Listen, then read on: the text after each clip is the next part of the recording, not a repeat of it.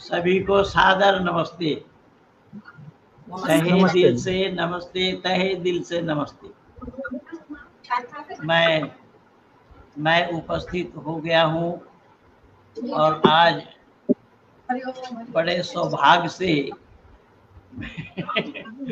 बहन जी से जब मैं प्रार्थना की तो फौरन उन्होंने स्वीकृति दे दी और उन्होंने कहा कि भाई साहब जरूर आ जाऊंगा, भाई साहब जरूर आ जाऊंगी। तो ये हम सब लोगों की सौभाग्यता है कि बहन जी अपने व्यस्त समय से भी हम लोगों के साथ जुड़े हैं। तो इस आज के कार्यक्रम के लिए मैंने किसे दावत दी थी, मैंने किसे बोला था, पहले उन्हें सुनिए उनकी आवाज़, फिर मैं आ रहा हूँ कि ना तो उन्होंने कोई जवाब दिया और ना कोई बात की, और अपने आप को लगाओ। अस्सलाम वालेकुम पंडित जी, नमस्ते।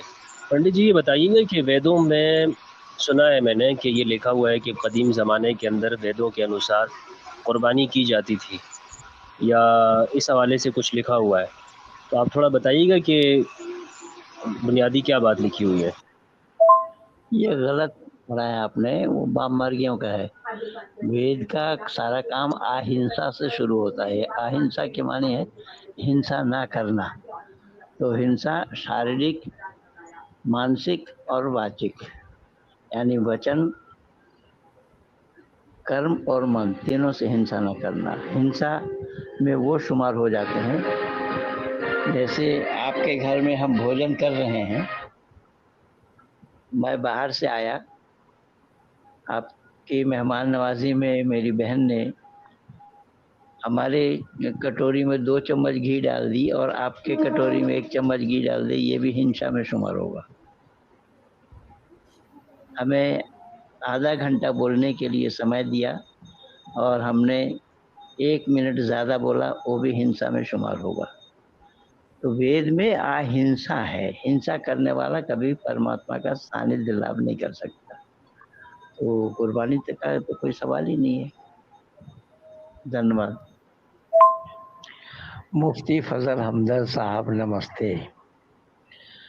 मैं आपसे ये गुजारिश करूँगा कि अगर अगले रविवार को आपके पास समय है तो मेरे चैनल में स्वागत है आपका। मेरे चैनल में आइए, 8 से 9 तक का प्रोग्राम रखेंगे और विषय रहेगा कुर्बानी। जिस कुर्बानी को आपने सुबह किया होगा उसी पर ही हम शाम को चर्चा करेंगे कि कुर्बानी क्या है, कुर्बानी का मतलब क्या है, करना सही है या गलत है, किसी के गले में छुरी चलाना ठीक है या बेठीक, ऐसी बातों पर चर्चा करेंगे।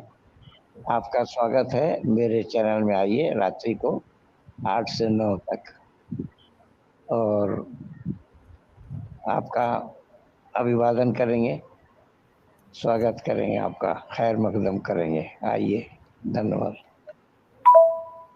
ये मैं आप लोगों को इसलिए सुनाया कि नमस्ते नमस्ते संदीपन जी, ये मैं नमस्ते माननीय पंडित जी। नमस्ते माननीय प्रवीण जी नमस्ते। जी नमस्ते माननीय आर्य जी, नमस्ते माननीय कर्नल साहब जी।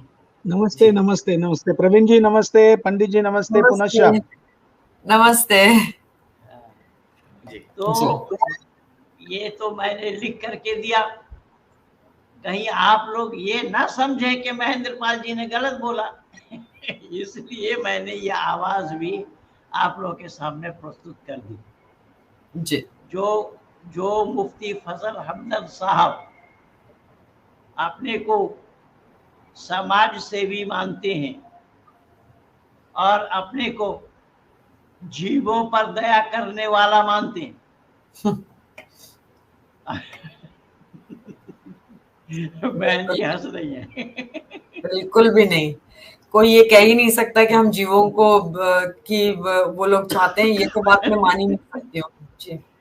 तो जो जीवों पर दया करने वाला मानते हैं, जो मुफ्ती फजल हमदर्द सबको मिलाकर लेकर चलने वाले अपने को प्रस्तुत करते हैं, इसलिए मैंने उन्हें ये दावत दी कि आइए सुबह आप कुर्बानी कर लेंगे और रात्रि में हम उस पर चर्चा करेंगे। लेकिन हुजूर का कोई आता पता नहीं अभी तक, ना तो हुजूर ने कोई जवाब दिया, ना कुछ लिखा, ना कुछ बोला। इसी तरीके से आज एक मुफ्ती और हैं जो पिछले दिनों मुझे लिखा कि आपको 10 साल से मैं चुनौती दे रहा हूँ, डिबेट के लिए चुनौती दे रहा हूँ, आप सामने आते ही नहीं, जबकि उनको बुलाया गया था वो भी उस दिन नहीं आए थे। तो आज सारा ये लेख जो मैं सब आप लोगों को भेजा हूँ वो भी भेज दिया था, तो उसने उसमें सहमति जी, उसने वेरी गुड लिखा है। डॉक्टर मुफ्ती इमाम हुसैन हाशमी साहब, लेकिन वो भी नहीं आए और वो आने के लिए कुछ कहा नहीं उन्होंने। तो मेरा तो रविवार को नित्य सप्ताह में चलता है, सप्ताह के बीच में भी कई बातों को लेकर के मैं आ जाता हूँ। हो सकता है अभी भी आना पड़े कि संदीपन जी का पेंडिंग में है, संदीपन जी चाहते हैं उसको भी उजागर किया जाए, तो हो सकता है कि मैं सप्ताह के बीच में आऊं। पर आज विशेष करके विशेष प्रोग्राम में मैं पूज्य बहन जी को दावत दिया हूं और उन्होंने स्वीकृति दी और नियत समय पे मेरे साथ जुड़ भी गए। मैं बहन जी का आभार व्यक्त करता हूं तहे दिल से। जी बहुत आपका बहुत बहुत आभार पंडित जी। और जी आज पंडित जी मैं कह रही हूँ कि आज तो वो उनको पता था कि आज वो बिरयानी खा के और हर तरीके के पकवान खा के वो सो जाएंगे, तो आपने आज क्यों बुलाया उनको? क्योंकि सुबह में कुर्बानी हुई होगी, फिर आज वो अच्छे अच्छे खाने बना के वो खाना खा के बिल्कुल बहुत सुस्त हो गए, इसलिए वो नहीं आए। और वो कहते भी क्या आके। हाँ सुमन जी को नमस्ते। देखिए सुमन जी अभी देहरादून गुरुकुल में गए हैं बहन अन्नपूर्णा जी के पास अपने बेटी का एडमिशन कराने के लिए। ये सुमन जी बिहार के हैं, झाझा से हैं। नमस्ते बेटा नमस्ते। और मैं इनके जाने पर मैंने इस बेटी को बहन अन्नपूर्णा जी को भी सिफारिश किया, अन्नपूर्णा जी से भी बहुत बातें की। बहन अन्नपूर्णा जी हमारे पुराने मित्र हैं, पुराने साथी हैं। हम दिल्ली से लेकर के हॉलैंड तक, इंग्लैंड तक साथ रहे हैं। अब बहन अन्नपूर्णा जी, आचार्य अन्नपूर्णा जी का गुरुकुल चलता है देहरादून में, तो माननीय सुमन जी जो हमारे इसी झाझा के रहने वाले हैं बिहार के, वो अपने बेटी को एडमिशन कराने के लिए गए। तो अभी सुमन जी कह रहे थे कि गुरुजी मैं कैसे जुड़ूंगा उसमें। मैंने कहा अभी जोड़ता हूँ मैं आपको तो उनको लिंक दे दिया। तो आइए आज बहन जी, मैं आपने बिल्कुल ठीक बताया कि भाई कुर्बानी की, उन्होंने कुर्बानी दिया या किया, खाए और मस्त निद्रा से सो गए। इसलिए मैं निद्रा वाला समय में नहीं रखा। शाम का 8 बजे निद्रा का समय नहीं होता। शाम को 8 बजे सोने का समय नहीं होता, 9-10 बजे से बाद से सोते हैं लोग। तो ऐसे समय में मैं नहीं बुलाया। लेकिन पंडित जी समय तो हर रोज और आज के दिन में फर्क है ना, आज जरा ज्यादा हो जाता है सब कुछ। तो चलिए, बहन जी का ख्याल और विचार ये है माननीय कर्नल साहब कि लोग शायद खाने में ज्यादा खा चुके होंगे, खा गए होंगे, इसीलिए निद्रा में मग्न होंगे। तो कोई बात नहीं, वो सोए रहे, हम लोग तो जागे हैं। और हम लोग केवल जागे ही नहीं है, जगा रहे हैं जगा रहे, हम लोग जगा रहे हैं।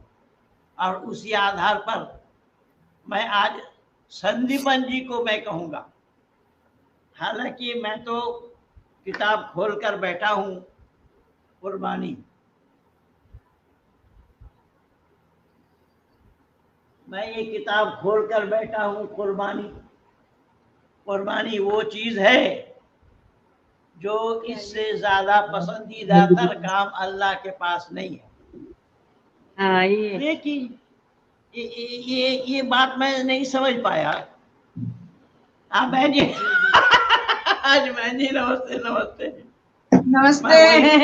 जी मैं वही कह रहा था कि मैं वही कह रहा था, दिल्ली से लेकर के हॉलैंड तक हम साथ रहे। जी भैया बहुत अच्छा आपका कार्यक्रम चल रहा है। हाँ जी जी, आज कुर्बानी पर मैं सुनाने के लिए बैठा हूँ। तो यहाँ जो किताब खोल करके मैंने दिखाया, इस किताब में ये दर्शाया कि अल्लाह के नजदीक कुर्बानी जैसा पसंदीदा तर काम नहीं है। पर मैं ये नहीं समझ पाया कि अल्लाह को क्या पसंद है और कैसा पसंद है। एक तरफ तो किताबुल जिहाद में कहा गया कि जिहाद करने से बढ़कर के अल्लाह को और कोई काम पसंद नहीं है। वहां पर ये शब्द आया है किताबुल जिहाद में, क़ाल क़ाल अब्दुल्लाह इब्न मसूद सअलतु रसूलुल्लाह सल्लल्लाहु अलैहि वसल्लम अय्युल अमल अफज़ल क़ाल अस्सलातु अला मीक़ातिहा सुम्मा अय्युन क़ाल सुम्मा बिरुल वलिदैन क़ुल्तु सुम्मा अय्युन कि क़ाल अल जिहादु फ़ी सबीलिल्लाह फ़सकत्तु अन रसूलिल्लाह सल्लल्लाहु अलैहि वसल्लम। ये बताया कि अल्लाह के नजदीक जिहाद करने से बढ़कर के और कोई अच्छा काम नहीं है। अब ये कुर्बानी के लिए कह दिया, या कुर्बानी के लिए कह दिया कि कुर्बानी से बढ़कर के अल्लाह के पास और कोई अच्छा काम नहीं है। यहाँ तक कि कुर्बानी में जो जानवर आप काटेंगे उस जानवर के जितने बाल है शरीर में उतना ही नेकी मिलेगा कुर्बानी करने वाले को। इसलिए मैं आज संदीपन जी से चाहूंगा, बहन जी संदीपन जी से आपका उतना परिचय नहीं हो पाया, ये बेटा इंजीनियर है, ये मैकेनिकल इंजीनियर है और मूल रूप से बांग्ला भाषी हैं। ये आज बहन जी से मैं इसलिए विशेष करके संदीपन से परिचय कराना चाहूंगा कि एक बांग्ला भाषी बच्चा किस तरीके से कुरान को तरन्नुम के साथ पढ़ रहे हैं। यद्यपि कुरान के साथ आपका वास्ता था, इसलिए मैं जानबूझ करके रख रहा हूं कि आप भी सुने ये बच्चा किस तरीके से कुरान सुना रहा है। और ये उन्हीं आयतों को सुनाएंगे जहां पर अल्लाह ने खुद कहा कि कुर्बानी के गोश्त और लहू से अल्लाह का कोई सरोकार वास्ता नहीं है। पहले इन्हें सुनिए और फिर संदीपन जी ये भी सुनाएंगे कि हजरत इब्राहिम और इस्माइल पिता पुत्र की जो बयानबाजी है, पिता ने क्या कहा, पुत्र ने जवाब क्या दिया, वो भी कुरानी भाषा में आप सुने हमारे इंजीनियर संदीपन रॉय जी से। हाँ बेटा बोलो।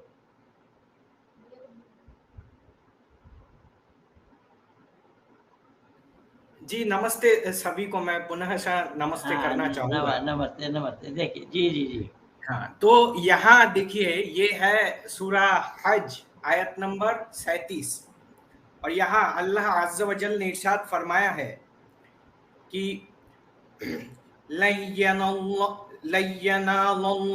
लुहुमुहा वला दिमाउहा वलाकिन यनालुहु तक़वा मिनकुम कज़ालिक सख़्ख़रहा लकुम लितुकब्बिरुल्लाह अला मा हदाकुम वबश्शिरिल मुहसिनीन। वबश्शिरिल मुहसिनीन। जी जी, वबश्शिरिल मुहसिनीन। यह शब्द आया है, ना उनके मांस अल्लाह को पहुंचते हैं और ना उनका रक्त, किंतु उसे तुम्हारा तकवा धर्मपरायणता पहुंचता है। इस प्रकार उसने उन्हें तुम्हारे लिए वशीभूत किया है ताकि तुम अल्लाह की बड़ाई बयान करो। इस पर कि उसने तुम्हारा मार्गदर्शन किया और सुकर्मियों को शुभ सूचना दे दो। अब यहां देखिए, बता दिया कि अल्लाह के पास ना मांस पहुंचता है ना रक्त, लेकिन तुम्हारा तकवा पहुंचता है। अब यहाँ ये समझने की जरूरत है कि अल्लाह को तकवा की क्या जरूरत है, जो अल्लाह पूर्ण है, जो अल्लाह परिपक्व है। दूसरी बात यह है, अल्लाह को तकवा चाहिए, अब इंसान की तकवा अल्लाह को चाहिए जी, ये कमाल की बात है कि इंसान की तकवा अल्लाह को चाहिए। और कोई सामान भेजते हैं तो ठोस पदार्थ होगा तब पहुंचना संभव होगा, और तकवा तो ठोस नहीं है, तकवा तो दिल की बात है, और दिल की बात अल्लाह को पहुंचता है जब अल्लाह के लिए कहा गया है कि अल्लाह सब कुछ जानता है, समीउन अलीम, सुनने वाला, जानने वाला। जब वो जानने वाला है तो क्या उसके तकवा पहुंचने का क्या सवाल है जी। जब वो पहले से ही जानता है, फिर तकवा पहुंचने का मतलब क्या हुआ? जी आगे बढ़िए। और एक सवाल ये है कि तकवा पहुंचाने के लिए एक इंसान के कुर्बानी की जरूरत है। एक एक जानवर को ज़बह करने के लिए जरूरी है तकवा पहुंचाना। तकवा तो और भी अनेकों अमाल से पहुंचाए जा सकते हैं। तो यहां से ये साबित हुआ कि ये कुरान का अल्लाह ये कायनात का बनाने वाला नहीं हो सकता, ये निर्दयता की पहचान है। और पराकाष्ठा है, निर्दयता की पराकाष्ठा है।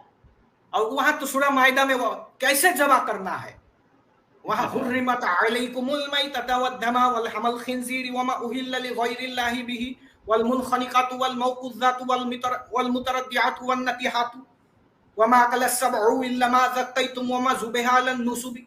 ऐसे ही सूरह बकर में भी आया है, सूरह माइदा अलैकुमुल मैतता। तो इस प्रकार से कौन से जानवर को कैसे ज़बह करना है, कान कटे ना हो, सींग टूटे ना हो, सुअर ना हो, मुर्दार ना हो, ये सारा बातें उसमें बताई गई है, और कैसे गले में छुरी चलाना है। तो ये निर्दयता अल्लाह का तो हो सकता है, परमात्मा का नहीं। परमात्मा यथेमम वाचम कल्याणी माबदानी जनभ्य, ये कल्याणी वाणी मानव मात्र के लिए है। इसीलिए संदीपन जी इसीलिए आपके भक्त भंडारी ने ये पूछा तकवा का मतलब क्या होता है। तकवा का मतलब परहेजगारी होता है।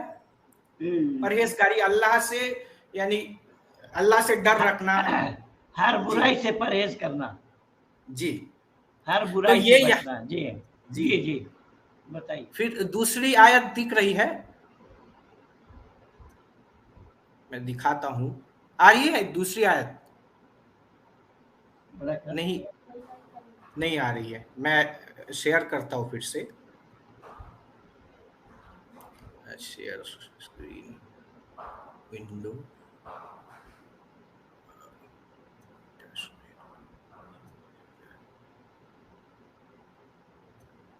अच्छा, ये हो नहीं रहा। खैर, दूसरा इसमें बताया है सूरह सफ़ात का आयत नंबर 102। भाई यशपाल जी को नमस्ते। कर्नल साहब देखिए आपके विभाग वाले पंडित जी नमस्ते। आपके कार्यों की जितनी प्रशंसा की जाए उतना ही कम है। ये तो माननीय यशपाल जी आप कह रहे हैं, पर आपके आर्य समाज के अधिकारी ये बात कहने के लिए कहाँ तैयार है। उनके सामने तो ये कोई काम ही नहीं है। महेंद्र पाल तो बकवास करता है, बस यही उनकी मान्यता है। अशोक उपाध्याय जी क्या लिख रहे हैं? आपसे बहुत कुछ सीखने और जानने को मिला। हम हिंदुओं को और बहुत कुछ और जानने के लिए ईश्वर आपका लंबी उम्र दे। जय श्री राम। और अंतिम में जय श्री राम भी डाल दिया। भाई श्री राम का जय नहीं होगा तो क्या रावण का जय होगा? श्री राम का जय श्री राम बोलने की बात तो नहीं है। श्री राम सुनाने की बात नहीं है। श्री राम सुनते ही बंगाल के मुख्यमंत्री भड़क जाती थी। आप लोगों ने भी देखा, गाड़ी रोक कर उतर करके डांटती रही। ये सारा काम आप लोगों ने देखा है। फिर जय श्री राम बोलने की क्या बात आ गई। आइए बहुमान जी क्या लिख रहे हैं।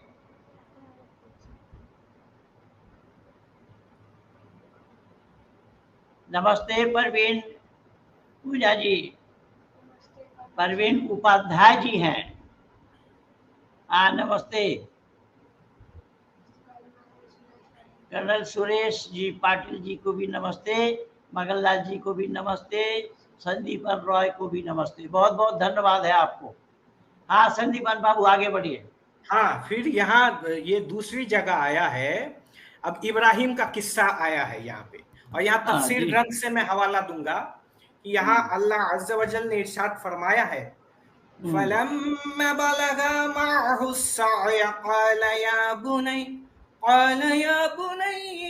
इन्नी अरा फिल मनामि अन्नी अज़बहुका फंज़ुर माज़ा तरा क़ाल या अबति फ़अल मा तुअमर सतजिदुनी इंशाअल्लाहु मिनस्साबिरीन फलम्मा अस्लमा वतल्लहु लिलजबीन वनादैनाहु या इब्राहीम क़द सद्दक़त अर्रुया इन्ना कज़ालिका नजज़िल मुहसिनीन इन्न हाज़ा लहुवल बलाउल मुबीन वफ़दैनाहु बिज़िब्हिन अज़ीम वतरकना अलैहि फिल आखिरीन सलामुन अला इब्राहीम। यहाँ अल्लाह तबारक व तआला ने इरशाद फरमाया है कि फिर जब वह दौड़ धूप करने की अवस्था में पहुंचा, कौन? इस्माइल, हजरत इस्माइल अलैहिस्सलातु वस्सलाम। फिर वह दौड़ धूप करने की अवस्था में पहुंचा। उसने कहा, ऐ मेरे प्रिय बेटे, मैं स्वप्न में देखता हूं कि तुझे कुर्बान कर रहा हूं, तो अब देख तेरा क्या विचार है। उसने कहा, ऐ मेरे बाप, जो कुछ आपको आदेश किया जा रहा है उसे कर डालिए।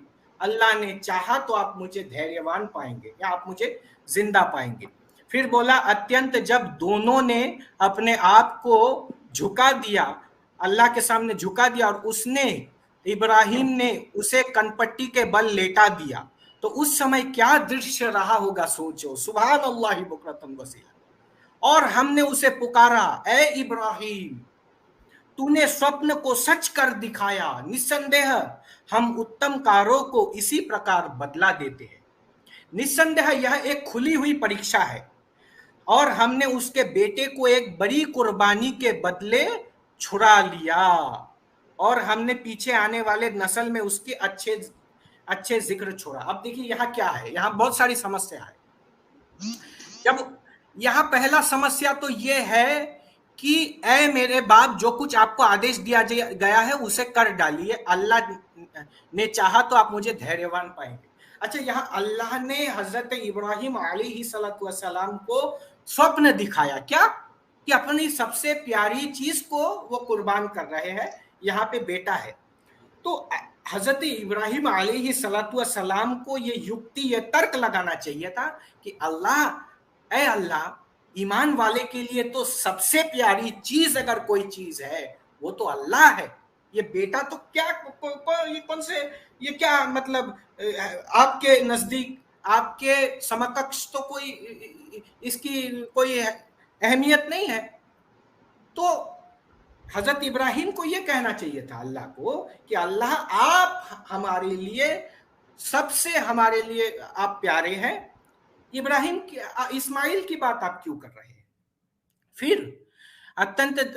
फिर इसमें बताया, तूने स्वप्न को सच कर दिखाया, निस्संदेह हम उत्तम कार्यों को इस प्रकार बदला देते हैं। निस्संदेह यह खुली हुई परीक्षा थी। अब देखिए ध्यान से कि अल्लाह को नबी के ईमान पर भरोसा नहीं है, अल्लाह नबी के ईमान को नहीं जानते, अगर अल्लाह नबी के ईमान को जानते होते, ईमान को अल्लाह को पता होता कि हजरत इब्राहिम का ईमान कैसा है, तो हजरत अल्लाह को परीक्षा नहीं लेनी पड़ती, क्योंकि परीक्षा वही लेता है जो अपने बंदे की काबिलियत को नहीं जानता। मसलन मेरा टीचर वो भी अल्लाह का दोस्त खलीलुल्लाह हाँ, खलीलुल्लाह से अल्लाह परीक्षा ले रहे। तो परीक्षा में तो मैं जितना जानता हूँ, दुनिया वाले कोई इससे डिनाई नहीं करेंगे कि टीचर अपने बंदे की काबिलियत नहीं जानता है, उस काबिलियत को जानने के लिए वो नंबर देखता है कि भाई इसने 100 लाया तो इसका मतलब इसने अच्छी पढ़ाई की होगी, इसने 2 नंबर लाए 100 में से तो इसने कम पढ़ाई की होगी। तो नंबर से वो टीचर को जानकारी मिलती है कि भाई इसने साल भर में कितना पढ़ाई किया। जो अल्लाह सब कुछ जानने वाला है वो परीक्षा क्यों लेगा? और फिर उसने उस बड़ी कुर्बानी के बदले छुड़ा दिया। आइए देखिए ये कुर्बानी क्या है, किस चीज के बदले छुड़ा दिया। देखिए ये इब्ने कसीर का हवाला है, ये मेरा कोई हवाला नहीं है। इस आयत से ये इस्तदलाल किया जाता है फेल पर कुदरत पाने से पहले ही हुक्म मनसूख हो जाती है। तो मुअतजिल यहाँ एक फर्क इसको नहीं मानते। दलील पकड़ने की वजह बहुत जाहिर है, इसलिए कि खलीलुल्लाह ने अपने बेटे के ज़बा करने का हुक्म होता है और फिर ज़बा करने से पहले ही फायदे के साथ मनसूख कर दी जाती है। मकसूद इससे यह है कि इरादे और हुक्म के पालन पर आमादा होने का सबब इनायत फरमा दिया जाता है। इसलिए इरशाद हुआ कि सिर्फ एक आजमाइश थी, खुली इम्तिहान था कि इधर हुक्म हुआ उधर तैयारी हुई। इसीलिए हजरत खलीलुल्लाह अलैहिस्सलातु वस्सलाम की तरफ कुरान में है, इब्राहिम बड़ा वफादार था, बड़े ज़बा के साथ उसने फायदा हमें दिया।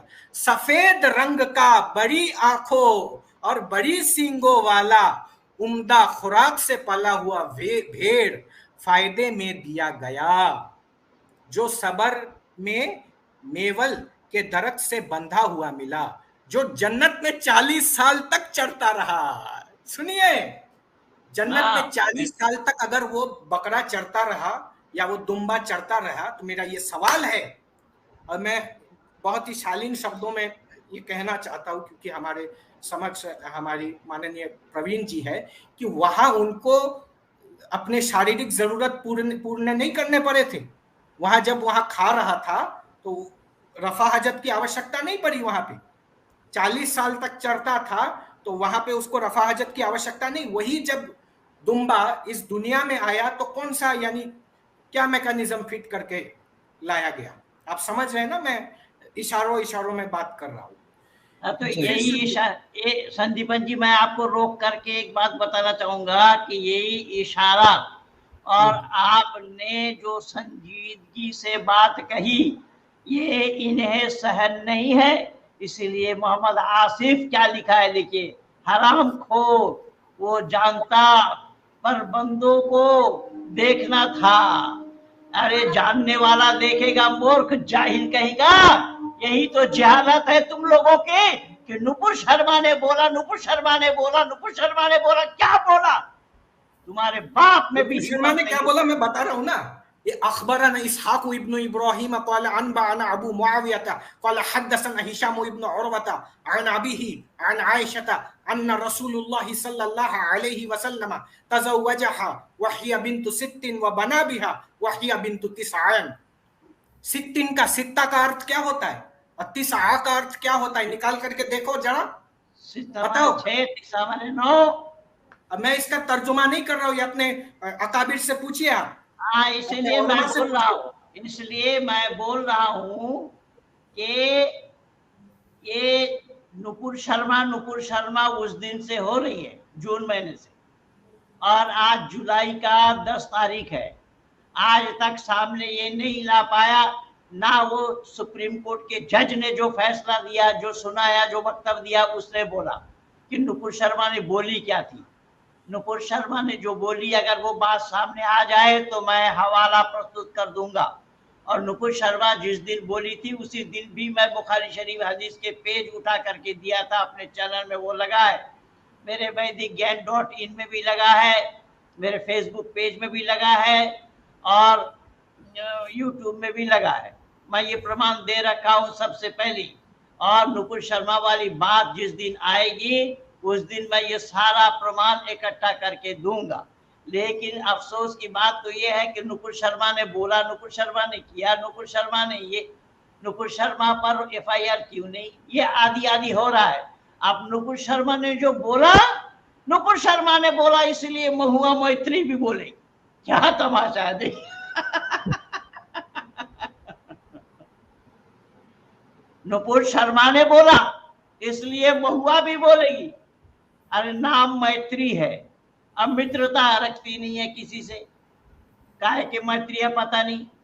और ना प्रदेश के मुख्यमंत्री संज्ञान लेने के लिए तैयार है कि नुपुर शर्मा को बोल, नुपुर शर्मा क्यों बोली, नुपुर शर्मा क्यों बोली। अरे नुपुर शर्मा क्या बोली वो तो बोलो, किस पे हिम्मत है बोलो। हर चैनल में मैं देखता हूं कब नुपुर शर्मा की चर्चा है, नुपुर शर्मा ने बोला, नुपुर शर्मा ने बोला।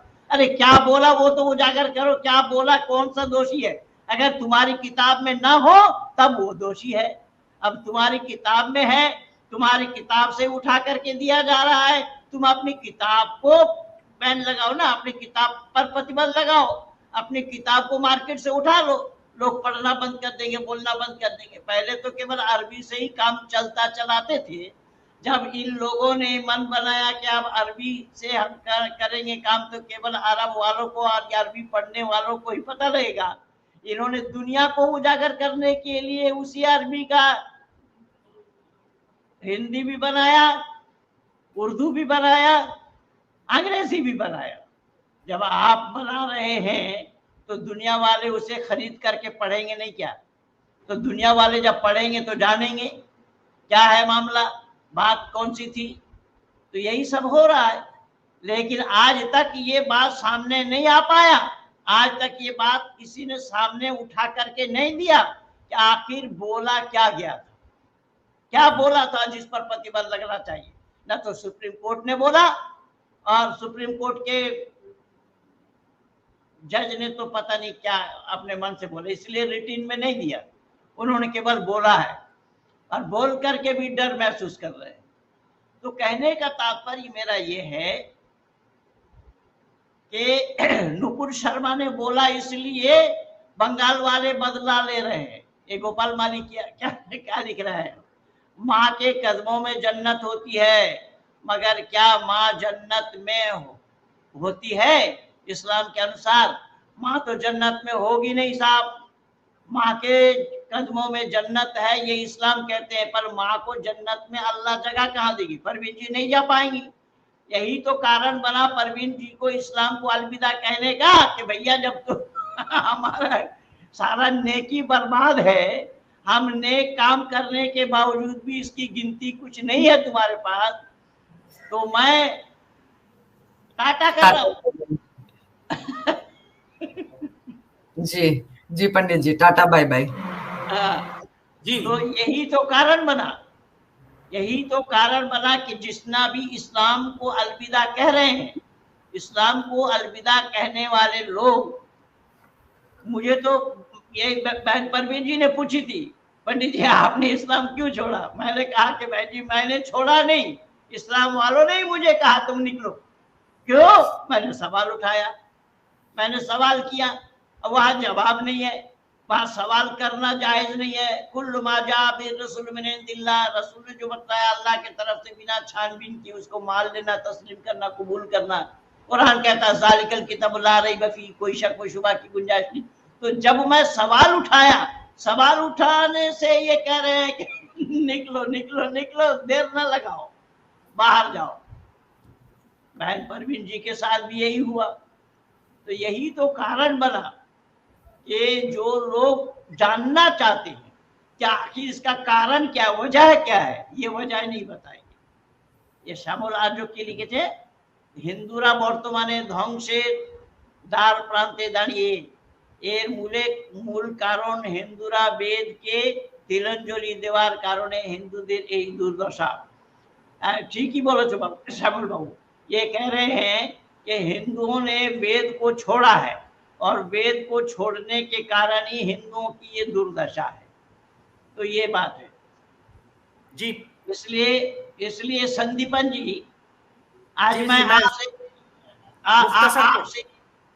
नहीं, मैं संदीपन जी को संबोधन कर रहा हूँ जी। संदीपन जी और बहन परवीन जी को, दोनों को संबोधन कर रहा हूँ, क्योंकि अपने मगनलाल दीवानी जी जो है वो अपने घरेलू वातावरण में मस्त हैं, वो लोगों से बात करने में मशगूल हैं, उनको इधर ख्याल ही नहीं है। चलिए कोई नहीं, उनके घर मेहमान आए हैं, वो मेहमान नवाजी में लगे हैं और वो होना भी चाहिए। इसलिए मैं बहन परवीन जी से संदीपन रॉय से पूछ रहा हूँ, और पूछ क्या रहा हूँ ये देखिए। इस्लाम में पहले कुरान था क्या? इस्लाम से पहले कुरान था क्या? अब पूछिए उन लोगों से, इस्लाम वालों से। तो मैं सवाल क्या उठा रहा हूं बहन परवीन जी और अपने इंजीनियर संदीपन रॉय जी, ये ध्यान से सुने मेरी सवालों को। सवाल मेरा ये है कि आपने कुरान पढ़ करके सुनाया, और कुरान पढ़ करके ये सुनाया पहली जो आयत आपने सुनाई सूरह हज का, उसको तो मैं छोड़ रहा हूं कि अल्लाह के पास खून और गोश्त अल्लाह के पास नहीं पहुंचता, उसको मैं छोड़ा। बाकी आयत में जहां पर आप इब्राहिम और इस्माइल पिता पुत्र की बातें बताई हैं, बाप क्या कह रहे हैं, बेटा जवाब क्या दे रहा है, और बेटा ने कहा कि आप मुझे सब्र करने वालों में से पाएंगे, मैं राजी हूं, आप मुझे ज़बा करिए। लेकिन सवाल ये पैदा होता है, जब ये कलामुल्लाह कहा जाता है, अल्लाह की कलाम है, अल्लाह की बयान है, अल्लाह का ही कहना है, जब ये कलामुल्लाह है तो इब्राहिम और इस्माइल की वार्ता कहां से आ गई? क्या इब्राहिम और इस्माइल दोनों बाप बेटे की जो वार्ता है वो कलामुल्लाह है? सवाल यहाँ पैदा होता है। सवाल यहाँ है उलमाए दीन से कि उलमाए दीन ये बराए मेहरबानी ये बताएं कि जब वहां वार्ता हो रही है, वैसे हर जगह है ऐसे ही वार्ता ये हो रही है, इब्राहिम ने बेटे से क्या कहा और बेटे ने जवाब में क्या बोला? इब्राहिम ने कहा कि हमें आदेश मिला, हुक्म मिला है कि अल्लाह के रास्ते में तुम्हें कुर्बान करें। तो बेटे ने बोला कि हमें कोई तकलीफ नहीं, कोई असुविधा नहीं है, आपको जो हुक्म हुआ है आप वो करिए। बेटे को लेटाया गया, छुरी चलाया जा रहा है, छुरी को कटने से अल्लाह ने मना किया। अब यहाँ देखिए किंवदंती, मैं ठोक करके बोल रहा हूँ संपूर्ण इस्लाम वालों को। अभी तो सुदर्शन न्यूज चैनल में भी बोला कि संपूर्ण इस्लाम को मैं चुनौती दे रहा हूँ कि कुरान को कलामुल्लाह सिद्ध करके दिखाए। सुदर्शन न्यूज चैनल में बैठ करके बोला हूँ, ज्यादा दिन नहीं, पिछले सप्ताह। आज मैं ये बोल रहा हूँ कि जब छुरी चलाने के लिए इब्राहिम गए तो इब्राहिम छुरी चला रहे, छुरी को अल्लाह ने मना किया। अब पढ़े लिखे विद्वान लोग, पढ़े लिखे, इनके अधिनायक तो पढ़े लिखे नहीं थे, ये कहां से पढ़ेंगे? पढ़े लिखे लोग अपने दिमाग से विचार करें कि छुरी जड़ है या चेतन, छुरी जड़ है या चेतन है। ये छुरी जड़ है और हुक्म अल्लाह का माने, ये कैसे संभव होगा? ये संभव है क्या? ये पढ़े लिखे लोग जरा विचार करें ना कि ये पढ़े लिखे लोगों की वार्ता है क्या? पढ़े लिखे लोगों की बात है? ये पढ़े लिखे लोगों को मानने की बात है ये? अब देखा जब वो कट नहीं रहा है तो बेटे ने सुझाव दिया कि आप अपने आंख में पट्टी बांध लीजिए। तो एक कपड़ा को तय करके आंख में बांध लिया और फिर काटने लगे। तो फिर बेटे ने कहा कि मेरे मोहब्बत के मारा आप काट नहीं पा रहे हैं, मुझे औंधा कर लीजिए, पट कर लीजिए। तो जब औंधा कर लिया गया, पट कर लिया गया, फिर छुरी चला रहे हैं, छुरी को अल्लाह ने मना किया। इब्राहिम ने झुंझला कर छुरी को फेंक दिया। लेकिन पढ़े लिखे लोगों से मैं ये पूछना चाहता हूं, छुरी बोल उठी, क्या है अल्लाह के खलील, है अल्लाह के दोस्त इब्राहिम, अल्लाह ने तुम्हें एक बार कहा काटो और मुझे 10 बार कहा, मना किया मत काटो। मैं अल्लाह की सुनो या आपकी? अच्छा, छुरी से ये बात कहलवाया जाना संभव है? कौन पढ़े लिखे लोग इस तरीके की बात करेंगे? मैं इसलिए बोला जब अधिनायक ही अपढ़ हैं तो उनके पैरोकार कहां से पढ़े होंगे? छुरी से बात करना भी ये सच समझते हैं। छुरी से बात करना, छुरी से बात किया जाना संभव है क्या? फिर हमारे बाबू संदीपन रॉय जी ने उन बातों को भी रखा, उन बातों को भी सुनाया कि दुम्बा को कहां से ला करके रखा गया। अब दुम्बा को ला करके रखा गया, दुम्बा का क्या कसूर था बताए अल्लाह और अल्लाह के बंदे? दुम्बा की कौन सी कसूर थी जो उसको मारा गया, उसके गले में छुरी चलाया गया? और आज इसी बकरीद के दिन में जी, आज भी इसी बकरीद के दिन में मैं तो अपने बहन परवीन जी को ज्यादा करके सुनाना चाहूंगा कि आज इसे 10 जुलाई 2022 कुर्बानी के दिन, ईद उल जुहा वाला दिन में जिन पशुओं के गले में छुरी चलाया जा रहा है या गया है, जा रहा है, मैं इसलिए बोल रहा हूं अभी 2 दिन और किया जा सकता है। जी, 2 दिन और किया जा सकता है। तो जो छुरी आप चला रहे हैं उन पशुओं की क्या गलती है? उन पशुओं का कसूर क्या है? जे बेकसूर पशुओं के गले में छुरी चलाने का हुक्म दे अल्लाह, वो अल्लाह तो हो सकता है लेकिन परमात्मा नहीं। बहन परवीन जी से मैं ये उनकी जहन में दौड़ाना चाहूंगा कि अल्लाह और ईश्वर में यही अंतर है। जी, अल्लाह और ईश्वर में यही अंतर है। पर कुछ लोग कहते हैं ईश्वर अल्लाह एक ही है। हरगिज नहीं। जो अल्लाह कुर्बानी देने का हुक्म दे, अपने संदीपन रॉय जी ने सूरह माइदा का आयत नंबर 3 भी पढ़ के सुनाया आप लोगों को। वमा कान सुबिल्ला ज़कैतुम वमा ज़ुबिहा अला नुसुब शब्द है। उन आयतों को भी आप लोगों के सामने माननीय इंजीनियर साहब ने रखा है कि वो जानवर कैसा हो जिसके सींग टूटे ना हो, जिसके पूंछ कटे ना हो, लगड़ा ना हो, कान कटा ना हो, किसी प्रकार का कोई नुक्स उसमें ना हो, ऐसे पशु को काटो। या अल्लाह खुद काटने का हुक्म दे रहे हैं। जी जी जी पंडित जी, आप बताइए क्या कर? हाँ, और मजेदार बात, आज मैं नई बात आपके समक्ष पेश करना चाहता हूँ। देखिए यहाँ क्या लिखा है कि जन्नत में 40 साल तक कौन चल रहा था? कौन सा पशु? वो दुम्बा चल रहा था। देखिए, हाँ, मीना में सबर के पास जो चट्टान है उस पर यह जानवर ज़िबाह किया गया। वह चीखता हुआ ऊपर से उतरा था।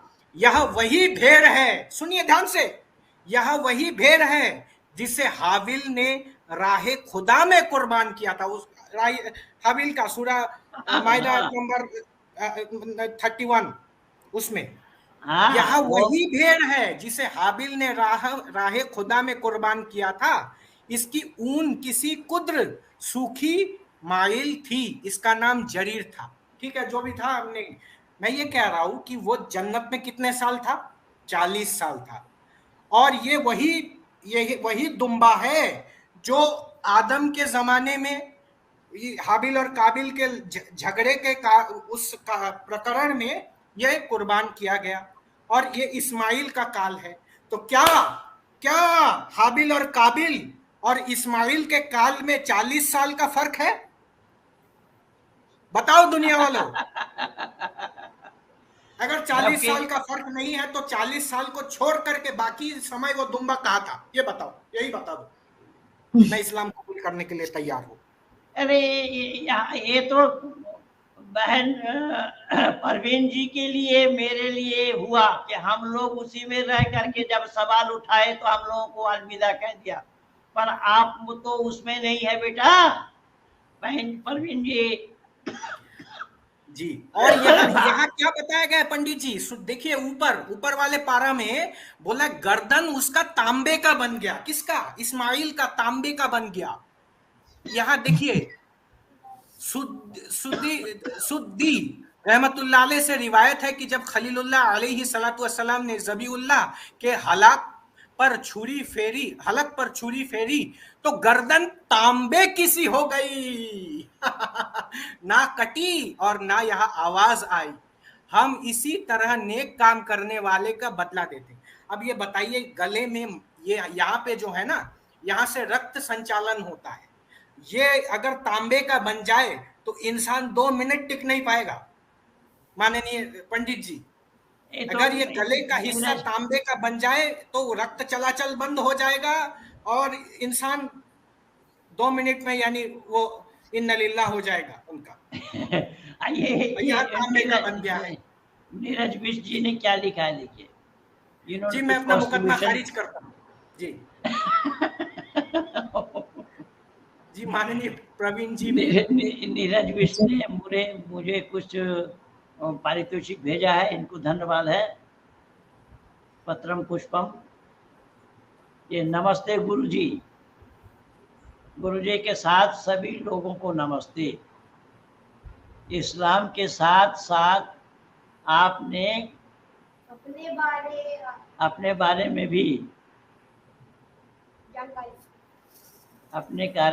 में भी जानकारी रखी, क्योंकि बहुतों को इस्लाम का पता है पर अपने बारे में कुछ पता नहीं है, जानकारी रखें।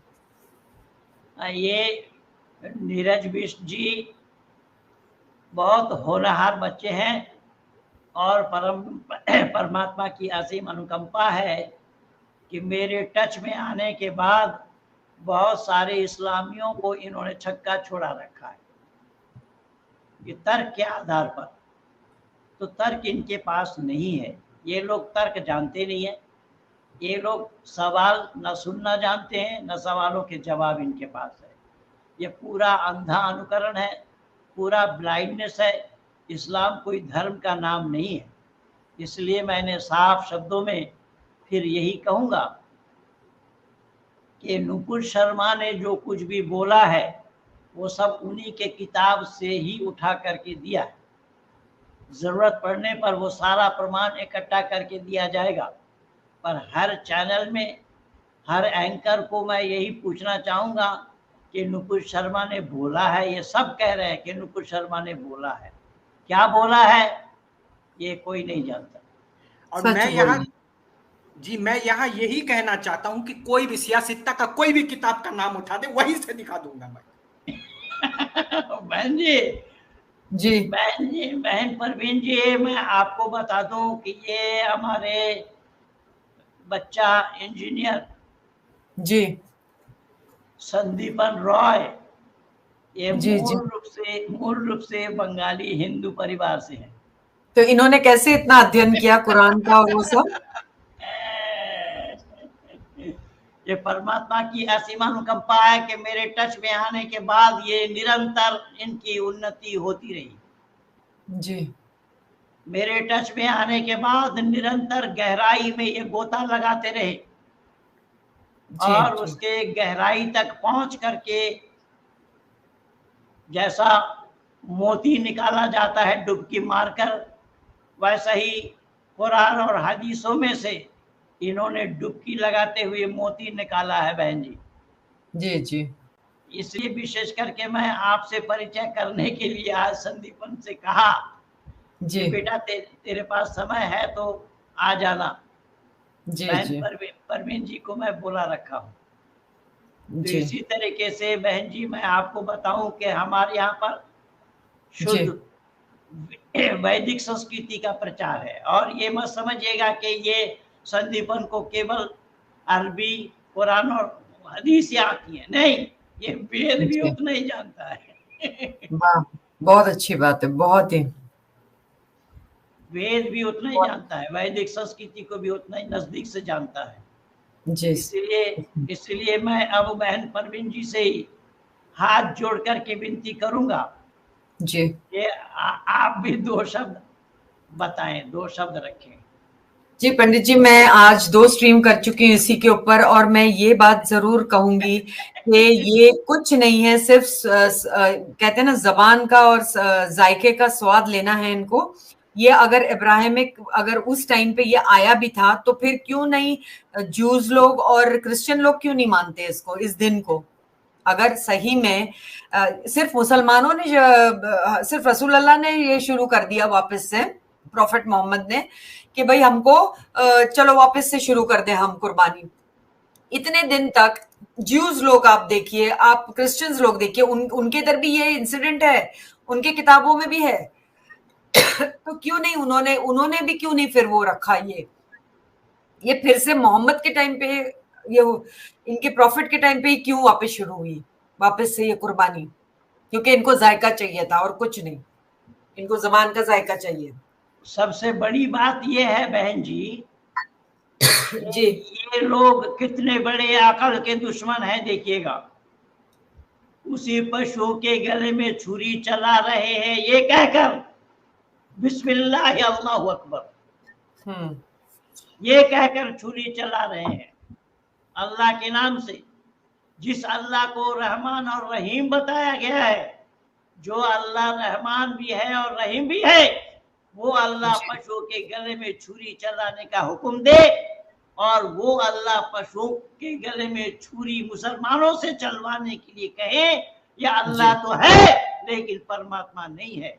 हिंदुओं कान खोल करके सुन लो, जो तुम लोग ये कहते हो कि ईश्वर अल्लाह एक ही है, जो मोहनदास करमचंद गांधी ने हिंदुओं को मूर्ख बनाया है, रघुपति राघव राजा राम कहकर, यहाँ मैं ये भेद दिखा रहा हूँ। अल्लाह और ईश्वर में भेद क्या है? जो अल्लाह को रहमान और रहीम बताया गया है, जो रहम करने वाला है, तो अल्लाह ने उन पशुओं पर रहम कब किया जिन पशुओं के गले में ये छुरी चला रहे हैं? और बहन जी बिल्कुल ठीक कह रही हैं कि अपने उदर पूर्ति के लिए, अपने जुबान के स्वाद के लिए, अपने चटोरेपन के लिए ही ये सारा काम कर रहे हैं ये लोग। बहन जी का कहना बिल्कुल सही है, बरहक है कि अपने चटोरेपन के लिए, अपनी जुबान के जायका के लिए, उस स्वाद को लेने के लिए ही केवल ये कर रहे हैं। मेरा तो प्रैक्टिकल जीवन है, जीवन तो बहन जी का भी प्रैक्टिकल है। लेकिन पंडित जी एक और बात मैं कहना चाहूंगी कि अगर ये करते भी हैं, जैसे ये कुर्बानी की, ये जो पूरे दुनिया में ये मुसलमान लोग करते भी हैं, मैं एक बात और कहना चाहती हूँ कि एक बकरे को लाओ, उसको बहुत करीब से रखो, उसको खिलाओ पिलाओ और उसके बाद उसकी कुर्बानी दो।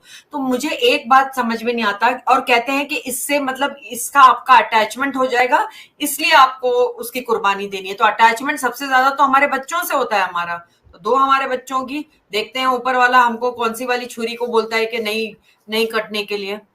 तो ये सब बोलने की बातें पंडित जी, सिर्फ बोलने की बातें हैं। अगर सबसे ज्यादा प्यारी अगर हमारी चीज है तो वो हमारे बच्चे होते हैं, हमारे बच्चे होते हैं। और अगर सही में इतना ही अगर आपको ऊपर वाले पे भरोसा है तो एक बार अपना बच्चा जरा लिटा के तो देखो क्या होता है। ये सब बोलने की बातें हैं, और ये मैं यही समझती हूँ कि ये सिर्फ खाने के लिए और ये जबान अपनी मतलब अपने जायके के लिए ही ये पूरा रखा है इन्होंने, वरना और कोई रीजन मुझे दिखता नहीं है। और अगर अच्छाइयां, अगर कुछ कुर्बान करना है तो अपनी बुराइयां कुर्बान करो ना। अगर कुर्बानी देनी है तो अपनी बुराइयां कुर्बानी करो। तो ये करने से क्या होने वाला है? कुर्बानी का मतलब ही तो होता है समर्पण। तो ये क्या समर्पण है कि किसी के जान के समर्पण आप दे दो, किसी को जबरदस्ती का उसको और वो भी उसको ऐसे मारो कि वो तड़प रहा है तो आप उसके ऊपर पूरा वजन डाल दो ताकि वो मतलब कैसे मरे, मतलब मरने का भी उसका एक डिग्निटी नहीं है कि उसको इतनी जोर से दबाओ कि मतलब वो तड़प भी नहीं पाए इस तरीके से। और आप उसके ऊपर इतना आप जुल्म कर रहे हो कि आप खुद भी नहीं जानते हो कि आप कितना जुल्म कर रहे हो एक जीव के ऊपर। बहुत ही सोचकर भी हमको सोचकर भी अजीब सा लगता है कि ये कैसा है। और एक छोटे छोटे बच्चों को ला के उनको भी सिखाया जाता है कि गला इसका कैसे, हमारे साथ हाथ लगाओ, चलो गला काटेंगे। मतलब आप बच्चे को क्या सिखा रहे हो? आप बच्चे को के दिल से डर निकाल रहे हो किसी को भी काटने का। तभी तो ये ऐसे होते हैं कि जब देखो जब भी छुरी ले लिया, और जब देखो जब भी मार धाड़ करने निकल जाते हैं। क्योंकि वो डर जो अंदर होता है, हमें जो प्यार होता है किसी के लिए, हमें जो एक भावना होती है किसी जीव के लिए, वो भावना ही खत्म हो जाती है। जी जी, तो ये सबसे बड़ी बात है।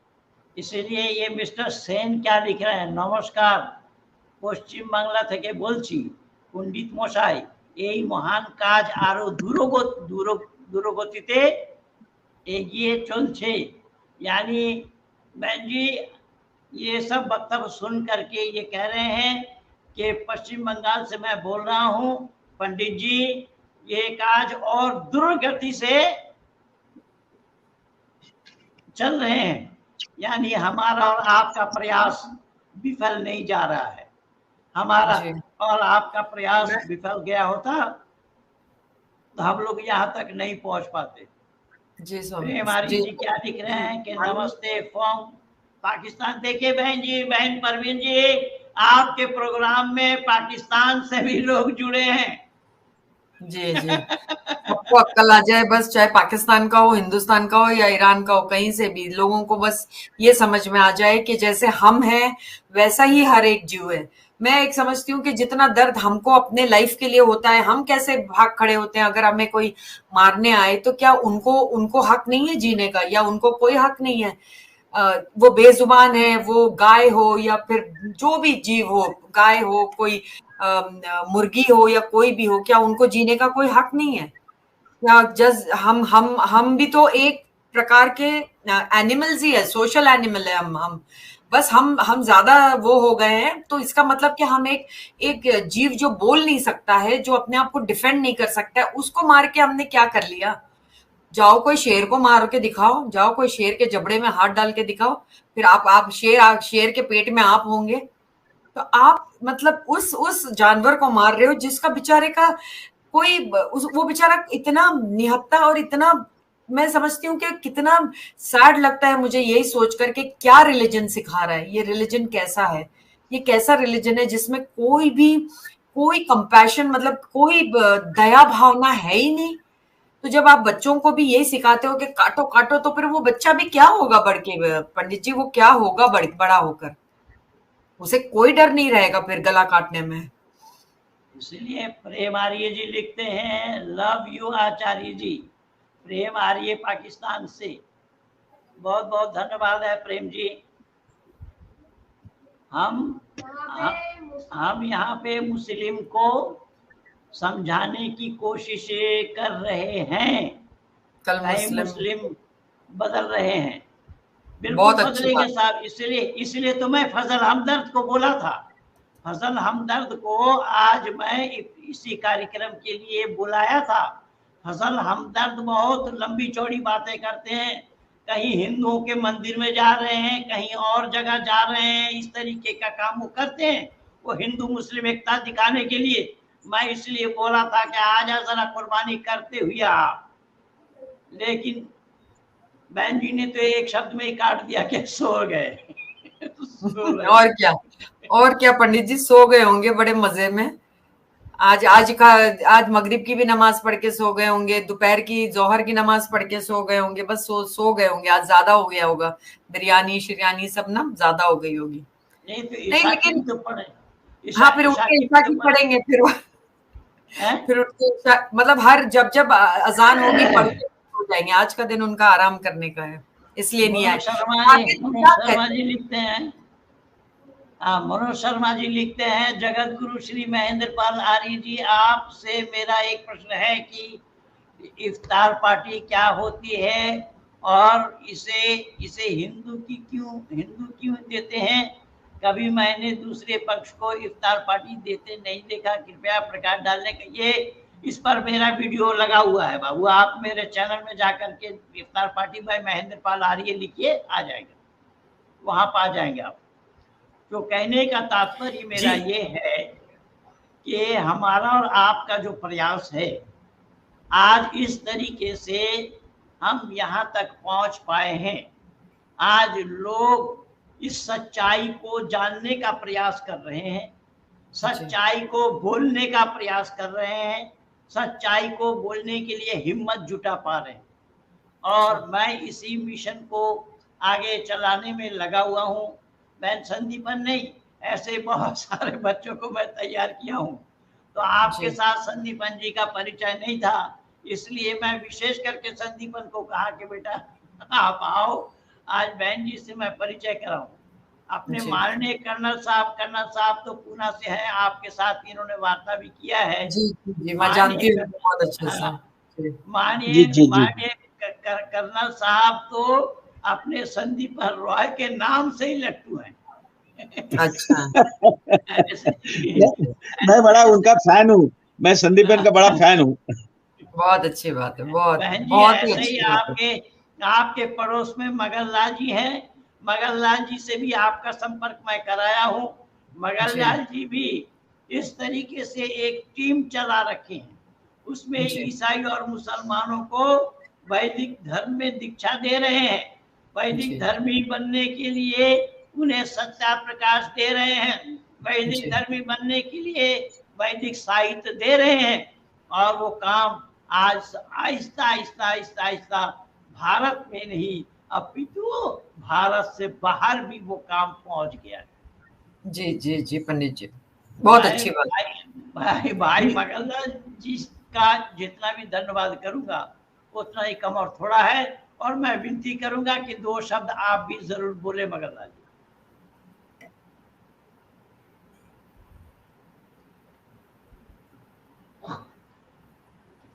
जी। आपका माइक म्यूट पर है जी। हाँ जी, मगरलाल जी माइक म्यूट पर है।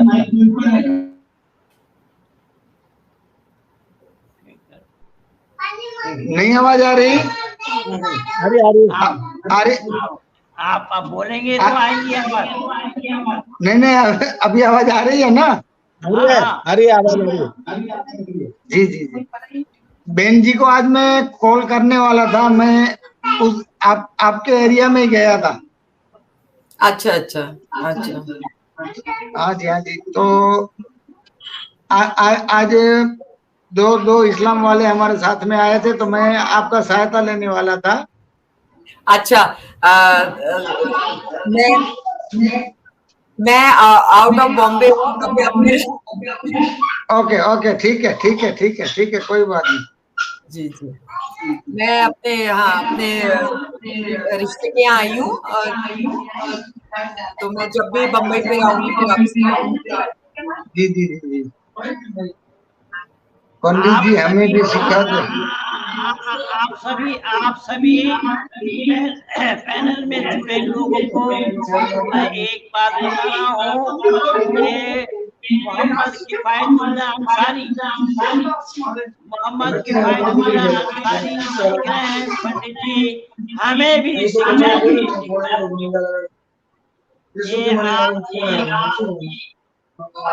आप लोगों का ये जो परिश्रम है, उस परिश्रम का ये फल है।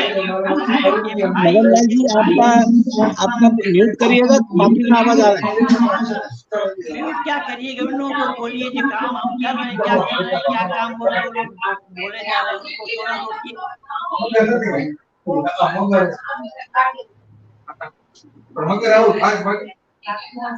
मगरलाल जी आपका माइक म्यूट करिएगा, बाकी से आवाज आ रहे। मगरलाल जी आवाज आपका म्यूट करो। भाई किफायतुल्लाह अंसारी साहब से मैं ये गुजारिश करूंगा कि आप जरूर सत्या प्रकाश नामी किताब पढ़िए। वो उर्दू में भी मिल जाएंगे, हिंदी में मिल जाएंगे, अंग्रेजी में मिल जाएंगे, जो भाषा आपको आती हो। अगर आप महाराष्ट्र में रहते हैं तो मराठी में भी मिल जाएंगे। जिस किसी भाषा को आप जानते हैं उसी भाषा में ही आप उस सत्या प्रकाश को पढ़िए। सत्या प्रकाश अगर आपके पास नहीं है तो मैं एक नंबर आप लोगों को बता रहा हूँ, इस नंबर पे आप संपर्क करें, फ्री ऑफ कॉस्ट। आपके घर में सत्ता प्रकाश पहुंच जाएगी। नंबर है 8668353076। इस नंबर पे आप संपर्क करेंगे, ये मगनलाल जी का नंबर है। इस नंबर पे आप संपर्क करेंगे तो जरूर आपके घर वो सत्ता प्रकाश पहुंच जाएगी। जी पंडित जी, मैं कुछ कहना चाहूंगा। हाँ जी, मैं माननीय प्रवीण जी को मैं नाम से संबोधन कर रहा हूं, मतलब कोई बात नहीं, कोई बात नहीं, बोलिए। जी, मैं आपको नियमित देखता हूं, और ये अभी एक सैम स्टीलोन करके आया था, उसके जो छक्के आपके चैनल में छूटे हैं, और वो बिल बिला रहा है वहां पे जाकर के। पता है हमारे बाद उसको बहुत ज्यादा वो मिल गई उसको, मतलब जो पब्लिसिटी चाहिए थी उसने हमारे से ले ली। वो ऐसी गंदी और वाहियात बातें कर रहा था जिसका मतलब कोई प्रमाण नहीं है और कोई वो नहीं है। वो बहुत ही बदतमीज किस्म का इंसान है। वो हमने देख लिया, हमारे कटिंग्स डाल डाल के उसने अपने चैनल को थोड़ा बढ़ा लिया है, बस, और कुछ नहीं। जी जी जी, वैसे तो उनके छक्के छूटे थे, डिबेट में ही भाग गए थे वो। जी जी जी जी। तो मैं आपको नियमित फॉलो करता हूँ, आपका वीडियोस में बहुत देखता हूँ, बहुत आभार, बहुत बहुत आभार, बहुत बहुत आभार। भाई किफायतुल्ला अंसारी जी को मैं कहूंगा कि जो नंबर मैं बताया हूं, फिर पुनः बता रहा हूं, नंबर डाल दे 8668353076। ये नंबर है। इस नंबर पे आप संपर्क करें। ये नंबर मगनलाल जी का है, और इस नंबर से आप किताब के लिए बताएं। जिस भाषा में आप किताब मांगेंगे उसी भाषा में आपके पास किताब पहुंच जाएगी। ये मगनलाल जी का नंबर है, जो नंबर मैं आप लोगों को बताया 8668353076। पंडित जी ये अंसारी पूछ रहे हैं कि उसका उद्देश्य क्या है। एक लाइन में उसको उद्देश्य बताइए। मानव मात्र कीट पतंग की हम सेवा करने वाले इसमें उद्देश्य है। ये किताब पढ़ेंगे तो उसमें ये समझ जाएंगे कि इस किताब में सारा उद्देश्य लिखा हुआ है। मगनलाल जी कुछ बताना चाह रहे हैं, सुनिए। पंडित जी ये अंसारी पूछ रहे हैं कि उसका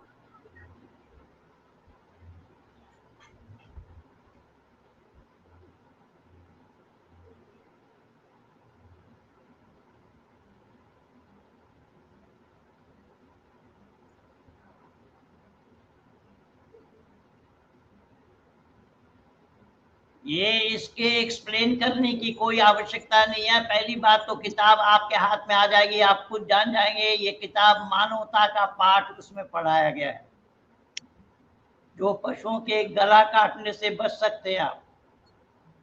पशुओं को काटना किस लिए नहीं चाहिए, वो सब बातें हैं। केवल पशुओं को नहीं, मानवता का पाठ। मानवता क्या है? आत्म सर्वभूतेषु, समस्त आत्माओं को अपनी आत्मा के समान जानना। ये पाठ उस किताब में है।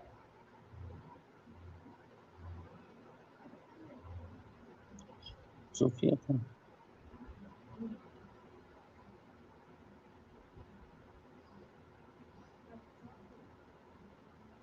पर इसको समझने के तुम्हारे पास अकल नहीं है। खुफिया खान, तुम अकल के दुश्मन हो। तुम्हारी अकल इस्लाम के पास गिरवी है। तुम लाखों और हजारों प्राण कटते हैं गेहूं, रोटी और चावल से बता रहे हो। तुम्हें ये अकल नहीं है, तुम जानते ही नहीं हो। तुम्हारे अल्लाह को भी ज्ञान नहीं है, तो तुम कहां से लाओगे? अगर यही तर्क है, मैं इनसे पूछना चाहता हूं, जिजिया क्या है? जिजिया भी इसके अंतर्गत आएगा कि नहीं आएगा? उसको पहले हटाओ, उसके बाद बात करना। जी मगरलाल जी, आपके घर में डिस्टर्ब क्यों है?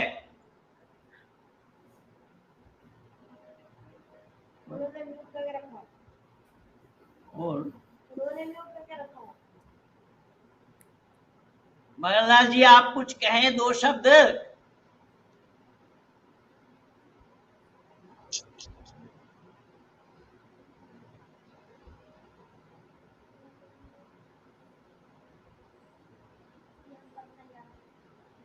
हाँ माननीय कर्नल साहब, आप 2 शब्द बताएं कि हमारा ये जो काम है और इसमें बहन जी भी जुड़ गई हैं और बहन जी का भी इसी तरीके का मानवता का प्रचार, मानवता क्या है उसे उजागर करने में बहन जी भी लगी हुई हैं। समय समय पर विभिन्न चैनलों में या अपने चैनलों में विभिन्न मतवादियों को बुलाकर, जैसा अभी संदीपन जी सुना रहे थे, तो ऐसे ही बहन जी के लिए भी और हम सब के लिए भी आशीर्वचन आपका जरूर सुनाइए माननीय कर्नल साहब। पंडित जी पुनश्च सभी महानुभावों को नमस्ते, हमारी बहन को भी दोबारा नमस्ते। और संदीपन, आप तो हमें इतने विचारों का पुलाव खिलाते हो, वो बड़ा अच्छा लगता है। और थोड़ा पंडित जी को थोड़ा सा आराम भी मिल जाए। बिल्कुल बिल्कुल सही कह रहे हैं आप।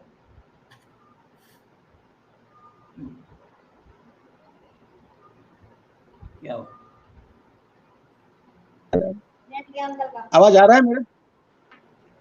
संदीपन आवाज नहीं आ रहा मेरा? अभी मेरा तो माइक। खैर, मैं समय की पाबंदी समझ के मैं दो ही शब्द कहूंगा। आज तो ये खून की नदियां बह रही है। मैं पूना में सुबह देखा, वो तो पिछले 3 महीने से काजू बादाम पिस्ते खिला रही है जानवरों को, और उसको काट रहे और सबको बांट रहे। कुछ समझ में नहीं आता। कीचड़, लिटरली मांस का कीचड़ हो रखा है, कीचड़। मेरे को समझ में नहीं आता। और ये सब लोग कहते हैं कि नहीं, मदरसा में जो 4% बच्चे हैं वही ये करते हैं। मैं तो कहता हूँ 96% जो डॉक्टर है, इंजीनियर है और हमारे जनरल्स भी है, जिसके ऊपर एक किताब है मेरे पास, मेरे को कल ही किताब मिली है। वो एक अलीगढ़ यूनिवर्सिटी के उनको चांसलर बनाया, वो जनरल, लेफ्टिनेंट जनरल लेवल का आदमी भी वही सोच कर रखता है। तो पंडित जी, अब ये अंसारी जी को समझ में नहीं आ रहा कि अरे तुम गला काट रहे हो। हमारे यहाँ कीट पतंग, पशु पक्षी, इवन हम सांप को भी दूध पिलाते हैं। हम किसी को नहीं, हम पौधा को भी सेवा करते हैं, उसकी भी सेवा हम करते हैं। हम किसी का दुख नहीं देखना चाहते।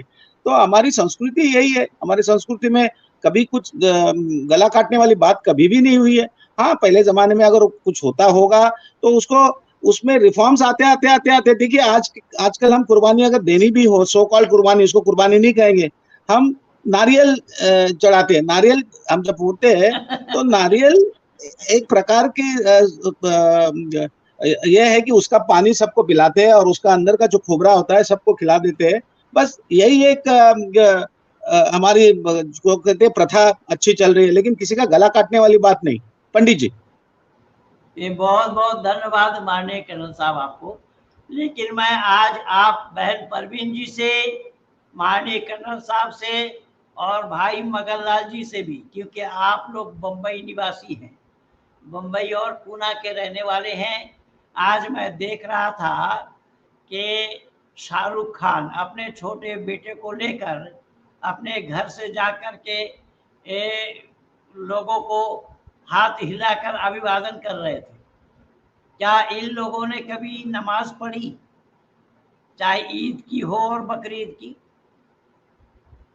जब ईद बकरीद की नमाज भी नहीं पढ़ते हैं, और कुरान और हदीस के मुताबिक तो नमाज ना पढ़ने वाला काफिर है। अल फर्क बैन अल अब्द वल कुफ्र तर्कुस सलात कहा गया है।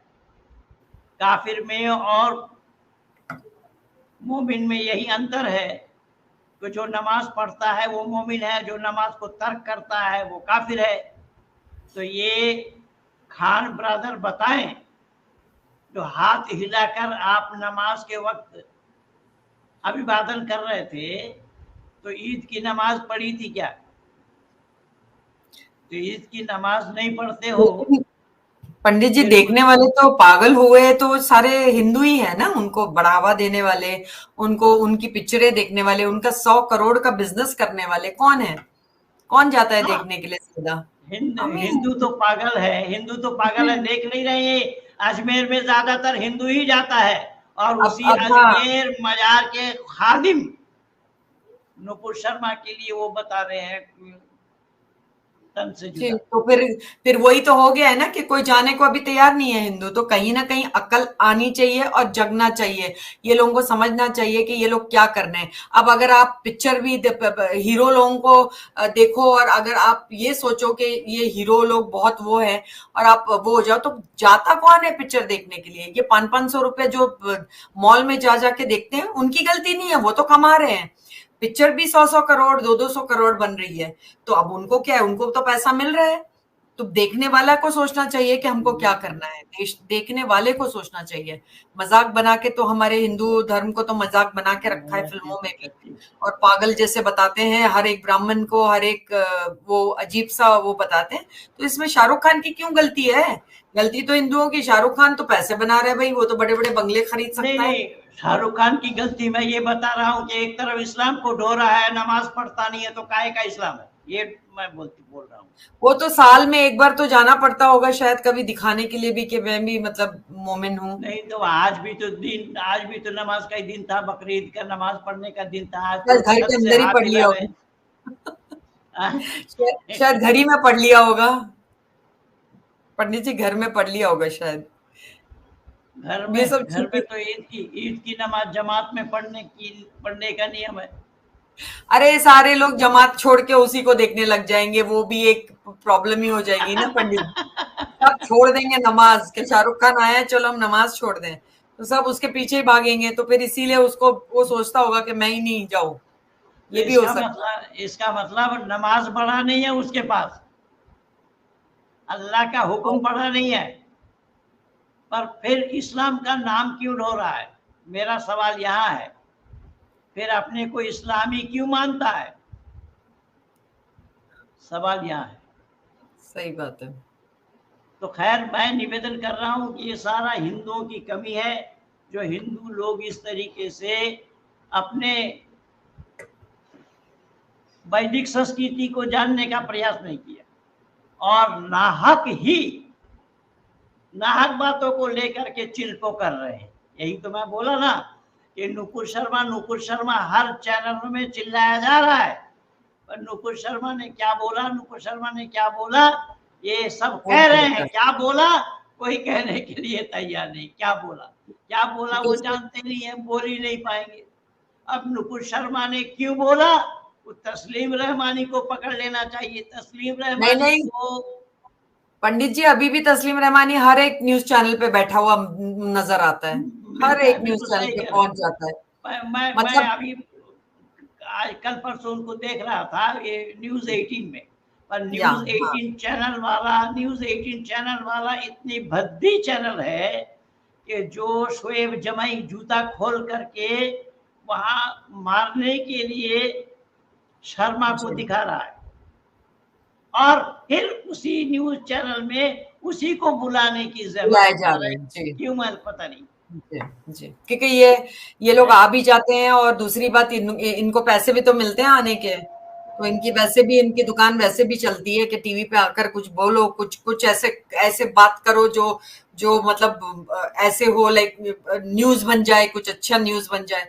सब पंडित जी सब अपने अपने जगह अपनी दुकानें चला रही हैं और कुछ नहीं है, सब अपनी जगह अपनी दुकानें चलाते हुए बैठे हैं जी।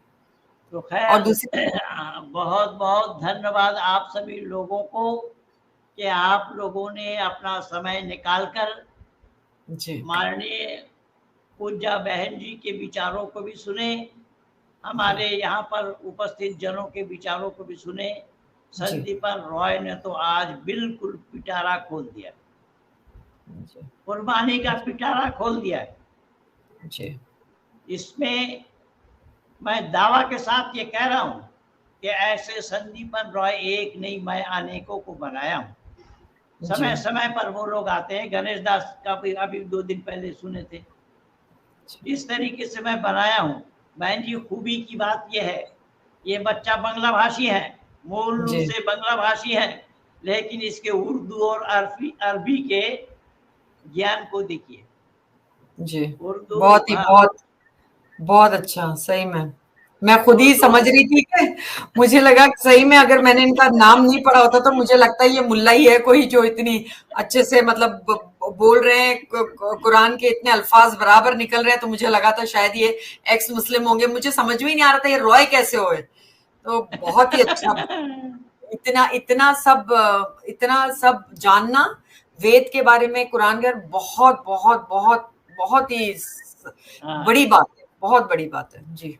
इनका एक वीडियो मैं लगाऊंगा, कल या परसों लगा दूंगा जी। जो लोग ये कह रहे हैं ये वेद में मारो काटो चीरो फाड़ो की बातें हैं जी, और वैदिक सिद्धांत क्या है, वैदिक सिद्धांत क्या बताया गया है, वो वीडियो भी संदीपन रॉय जी के हैं।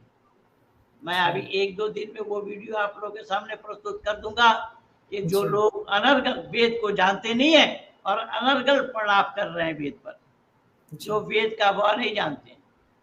तो इस प्रकार से हमारा काम चल रहा है। मैं आज 39 साल हो गया सत्य सनातन वैदिक धर्म का प्रचार कर रहा हूँ। परमात्मा की असीम अनुकंपा है कि मैंने मन बनाया कि मेरे ना रहने पर भी ये ऋषि परंपरा चलती रहे, ऋषि सिद्धांतों का प्रचार प्रसार चलती रहे। इसलिए मैं अपना फौज तैयार किया हूँ। ये काम संपूर्ण आर्य जगत में किसी ने नहीं किया, ना किसी के पास है और ना किसी हिंदुओं ने किया। आर्य समाजियों ने तो किया नहीं किया, हिंदुओं ने भी नहीं किया, हिंदुओं से भी ये काम नहीं हो पाया। ये लफाजी कर रहे हैं, ये जितने भी चैनल वाले हैं ना, जितने भी चैनल चलाने वाले हैं, सब ये लफाजी कर रहे हैं, उनके पास एक भी जवाब नहीं है। ऐसे अनेक सारे लोगों का नाम मैं जानता हूँ, लेकिन बोल करके आप लोगों का समय खराब मैं नहीं करना चाहता। इन्हीं शब्दों के साथ मैं अपने वाणी को यहीं पर विराम दे रहा हूँ। थोड़ा सा समय आप लोगों का मैं ज्यादा लिया हूँ। नहीं कोई बात नहीं पंडित जी, कोई बात। 1 घंटे का समय था, लेकिन उसको मैं पार करके थोड़ा सा समय मैं ज्यादा लिया हूँ, लेकिन मैं अपना दिया हूँ। तो खेल ड्रॉ चल रहा है। इसलिए बहन जी से भी हाथ जोड़ करके विनती करूंगा कि आपके पास भी जब जब समय हो तो आप अपनी समय से काट कर मुझे भी 10-15 मिनट देने का प्रयास करेंगे। इन्हीं शब्दों